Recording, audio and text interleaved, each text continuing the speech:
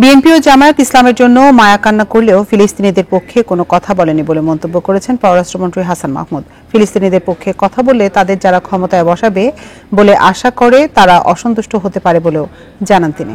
দুপুরে কাকরাইলে diploma engineers ইনস্টিটিউটে ফিলিস্তিনি রাষ্ট্রকে স্বীকৃতি শীর্ষক আলোচনা সভায় তিনি একথা বলেন। হাসান মাহমুদ বলেন, ফিলিস্তিনিদের ন্যায্য অধিকারকে ভুলুণ্ঠিত করছে ইসরায়েল, নির্বিচারে মানুষ হত্যা করছে তারা। ফিলিস্তিনিদের পক্ষে হার্ভার্ড বিশ্ববিদ্যালয় সহ যুক্তরাষ্ট্র ও ইউরোপের বিশ্ববিদ্যালয়গুলোর আন্দোলনকেও যৌক্তিক বলেন পররাষ্ট্রমন্ত্রী। ফিলিস্তিনিদের পক্ষে বাংলাদেশের অবস্থান স্পষ্ট উল্লেখ করে মন্ত্রী বলেন, বাংলাদেশ সবসময় ফিলিস্তিনের পাশে থাকবে।